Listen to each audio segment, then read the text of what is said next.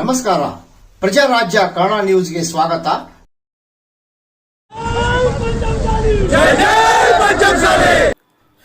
Lingayat OBC ಮೀಸಲಾತಿ ಚಳುವಳಿಗಾರರ ಮೇಲೆ ಲಿಂಗಾಯತ ವಿರೋಧಿ ಮುಖ್ಯಮಂತ್ರಿ ಸಿದ್ದರಾಮಯ್ಯ ಸರ್ಕಾರ ಮಾಡಿದ ಮರಣಾಂತಿಕ ಹಲ್ಲೆ ಖಂಡಿಸಿ ಹುಕ್ಕೇರಿಯಲ್ಲಿ ಲಿಂಗಾಯತ ಪಂಚಮಸಾಲಿ ಹೋರಾಟಗಾರರು ಹಾಗೂ ಹುಕ್ಕೇರಿ ನ್ಯಾಯವಾದಿಗಳ ಸಂಘ ಬಾಯ್ಕಾಟ್ ಮಾಡಿ ರಸ್ತೆ ತಡೆ ಚಳುವಳಿ ಹಾಗೂ ಬೃಹತ್ ಪ್ರತಿಭಟನೆ.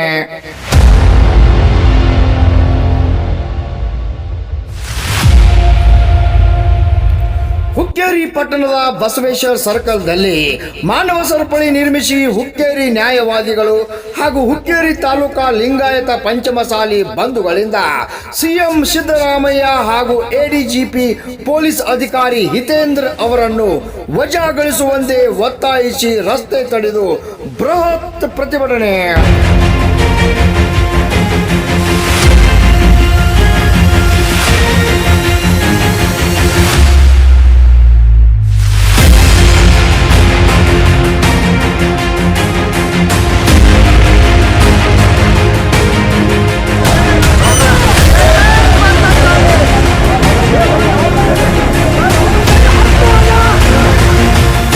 ಮೀಸಲಾತಿ ಹೋರಾಟವನ್ನು ಬೆಳಗಾವಿಯ ಸುವರ್ಣ ವಿಧಾನಸೌಧ ಮುಂಭಾಗದಲ್ಲಿ ಲಿಂಗಾಯತ ಪಂಚಮಸಾಲಿ ಸಂಘರ್ಷ ಸಮಾವೇಶ ಹಮ್ಮಿಕೊಂಡಿದ್ದ ಸಂದರ್ಭದಲ್ಲಿ ಪೊಲೀಸರು ಪ್ರತಿಭಟನೆ ನಿಯಂತ್ರಿಸಲು ದುರುದ್ದೇಶದಿಂದ ಲಾಠಿ ಚಾರ್ಜ್ ನೆಪದಲ್ಲಿ ಮರಣಾಂತಿಕ ಹಲ್ಲೆ ನಡೆಸಿದ ಹಿನ್ನೆಲೆಯಲ್ಲಿ ಲಿಂಗಾಯತ ಪಂಚಮಸಾಲಿ ಮುಗ್ಧ ಜನರಿಗೆ ಗಂಭೀರ ಗಾಯಗಳಾಗಿದ್ದು 100ಕ್ಕೂ ಹೆಚ್ಚು ಹೋರಾಟಗಾರರ ಜೀವನ ಚಿಂತಾಜನಕವಾಗಿ ಆಸ್ಪತ್ರೆಯಲ್ಲಿ ಚಿಕಿತ್ಸೆ ಪಡೆಯುತ್ತಿದ್ದಾರೆ. ಹೋರಾಟಗಾರರ ಮೇಲೆ ಪೊಲೀಸರು ಮರಣಾಂತಿಕ ಹಲ್ಲೆಯನ್ನು ಸಮಸ್ತ ಬೆಳಗಾವಿ ಜಿಲ್ಲಾ ಹುಕ್ಕೇರಿ ತಾಲೂಕಿನ ಲಿಂಗಾಯತ ಪಂಚಮಸಾಲಿ ಸಮಾಜ ಹಾಗೂ ವಕೀಲರ ಸಂಘ ತೀವ್ರವಾಗಿ ಖಂಡಿಸಿದೆ. ಸಹೋದರರು ಕೂಡಿಕೊಂಡು ಈ ಪೊಲೀಸ್ ದೌರ್ಜನ್ಯವನ್ನು ಖಂಡಿಸಿ ಪ್ರತಿಭಟನೆಯನ್ನು ಮಾಡೋಣ, ಶಾಂತ ರೀತಿಯನ್ನು ಮಾಡೋಣ. ಆ ನಿಟ್ಟಿನಲ್ಲಿ ಎಲ್ಲರೂ ಕೂಡಿ ಸರ್ಕಲ್ನಲ್ಲಿ ಮಾನವ ಸರಪಳಿ ನಿರ್ಮಿಸಿ ಕೆಲಕಾಲ ರಸ್ತೆ ತಡೆಯಲ್ಲಿ ಎಲ್ಲರೂ ಪಾಲ್ಗೊಳ್ಳಬೇಕಂತ ಕೇಳ್ಕೊಳ್ತಾ ಶಾಂತ ರೀತಿಯಿಂದ ಈ ಪ್ರತಿಭಟನೆ ಮಾಡೋಣ. ಯಾವ್ಯಾವ ಘೋಷಣೆಗಳನ್ನ ಕೂಗಬೇಕು ಅನ್ನೋಂಥದ್ದು ಸಂಘಟಿಸಿರ್ತಾರೆ ಆ ಘೋಷಣೆಗಳನ್ನು ಮಾತ್ರ ಹೋಗಿ ಯಾರಿಗೂ ನೋವಾಗದಂತೆ ಕಾರ್ಯಕ್ರಮವನ್ನು ಯಾವ್ದು ರೀತಿಯಲ್ಲಿ ನಮ್ಮ ವಿಶ್ವಗುರು ಬಸವಣ್ಣವರು ಹಾಕಿಕೊಟ್ಟಂಥ ಹಾದಿಯಲ್ಲಿ ನಾವೆಲ್ಲ ಮುಂದೆ ಸಾಗೋಣ ತಿಳ್ಕೊತ ಈ ಪ್ರತಿಭಟನೆ ಈಗ ಪಾದಯಾತ್ರೆ ಮೂಲಕ ಸರ್ಕಲ್ದಲ್ಲಿ ಹೋಗೋಣ. ಅಲ್ಲೇ ಬಂದ ಅಧಿಕಾರಿಗಳ ಮನವಿಯನ್ನು ನಾನು ಕೇವಲ 3 ತಿಂಗಳಲ್ಲಿ ನನ್ನ ಅಧಿಕಾರ ಬಂದ 3 ತಿಂಗಳಲ್ಲಿ ನಿಮಗೆ 2A ಮೀಸಲಾತಿಯನ್ನು ಕೊಡಿಸ್ತೀನಿ ಅಂತಕ್ಕಂಥ ವಿಚಾರವನ್ನ ಸುವರ್ಣಸೌಧ ಎದುರುಗಡೆ ಹೇಳಿರ್ತಕ್ಕಂಥ ಒಬ್ಬ ಇವತ್ತು ಯಾರಾದ್ರೆ ಸುಳ್ಳು ಮುಖ್ಯಮಂತ್ರಿ ಇದ್ರೆ ಅವರು ಸಿದ್ದರಾಮಯ್ಯ ಅಂತಕ್ಕಂಥ ಈ ಸಂದರ್ಭದಲ್ಲಿ ಹೇಳಿಕ್ಕೆ ಇಷ್ಟಪಡ್ತಾ ಇದ್ದೀನಿ.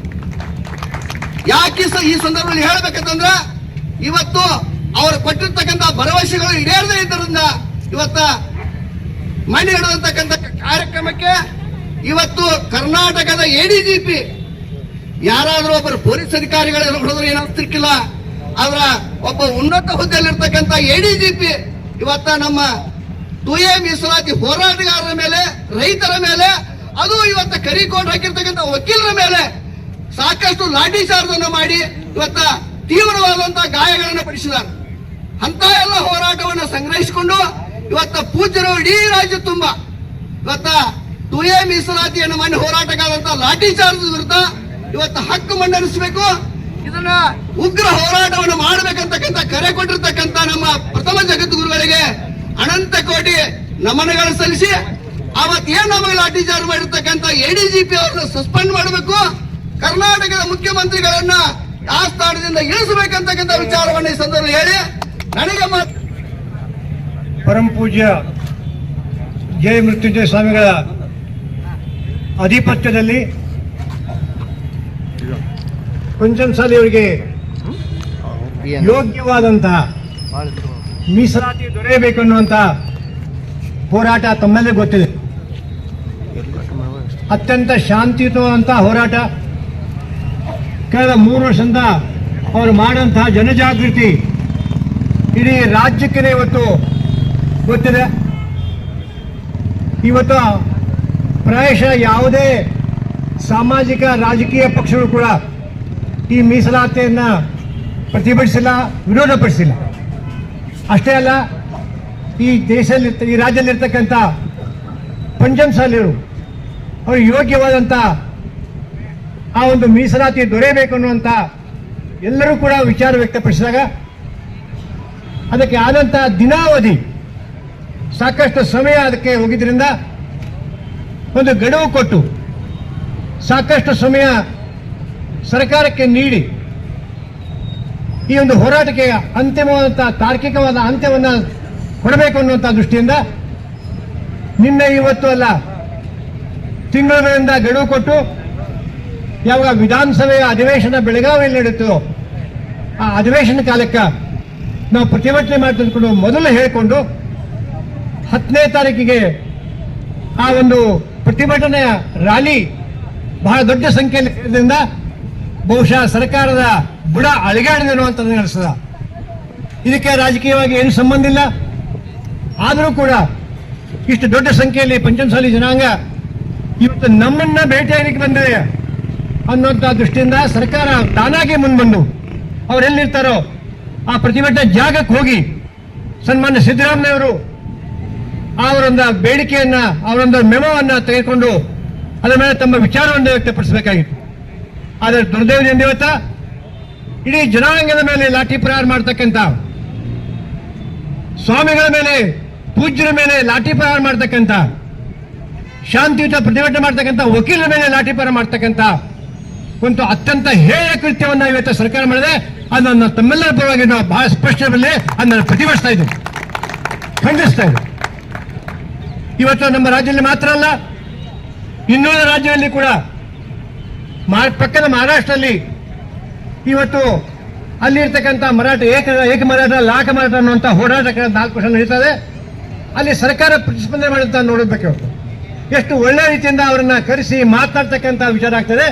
ಆದರೆ ನಮ್ಮ ಸರ್ಕಾರ ಮಾತ್ರ ಬಹುಶಃ ಬ್ರಿಟಿಷರ ಕಾಲದಲ್ಲಿ ಆಗಿರ್ಲಿಕ್ಕಲ್ಲ, ಅಂಥ ಒಂದು ಅತ್ಯಾಚಾರ, ಅಂಥ ಒಂದು ಅನ್ಯಾಯ, ಅಂತ ಒಂದು ಲಾಠಿ ಪ್ರಹಾರ ಇವತ್ತು ಪಂಚಮಸಾಲಿ ಜನರ ಮೇಲೆ ಮಾಡಿದಾರ. ಅದು ಪಂಚಮಸಾಲಿ ಜನ ಅಲ್ಲ, ಇಡೀ ಕರ್ನಾಟಕ ಜನ ಪಂಚಮಸಾಲಿ ಸಮಾಜಕ್ಕೆ ಎಲ್ಲ ವಕೀಲರಿಗೆ ಎಲ್ಲ ಹೋರಾಟಗಾರರಿಗೆ ಜನ ವಿರೋಧಿ ಸರ್ಕಾರಕ್ಕೆ ತಪ್ಪಿಸ್ತಾರೆ. ಒಂದ ವೇದ ಹೋಗ್ಬೇಕು.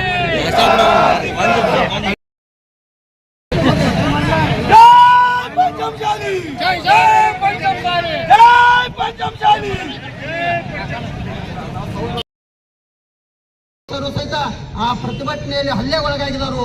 ಅವರ ಪಕ್ಕೆಲುಬು ಮುರಿದಿದೆ ಅಂತ ನಮಗೆ ಮಾಹಿತಿ ಬಂದಿದೆ.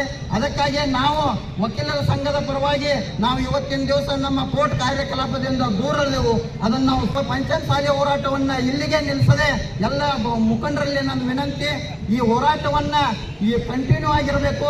ಎಲ್ಲಿವರೆಗೆ ನಮ್ಗೆ ಬೇಡಿಕೆಯನ್ನ ಈಡೇರಂಗಿಲ್ಲೋ ಅಲ್ಲಿಯವರೆಗೆ ಇರಬೇಕು ಅನ್ನುವಂತ ಒಂದು ಆಶಾಭಾವನೆಯನ್ನ ವ್ಯಕ್ತಪಡಿಸುತ್ತಾ ನನಗೆ ಎಡಿಜಿಪಿಯವರು, ಜಿಲ್ಲಾ ಪೊಲೀಸ್ ವರಿಷ್ಠಾಧಿಕಾರಿಗಳು ಹಾಗೂ ಉತ್ತರ ವಲಯದ ಡಿಜಿಗಳನ್ನ ಈ ಕೂಡಲೇ ವಿಚಾರಣೆ ಬದಿಗಿಟ್ಟು ತಕ್ಷಣದಲ್ಲಿ ಜಾರಿಗೆ ಬರುವಂತೆ ಅವರನ್ನ ಸೇವೆಯಿಂದ ಅಮಾನತುಗೊಳಿಸಬೇಕೆಂದು ಈ ಮೂಲಕ ನಾನು ಒತ್ತಾಯಪಡಿಸುತ್ತೇನೆ. ಜೈ ಪಂಚಮಸಾಲಿ.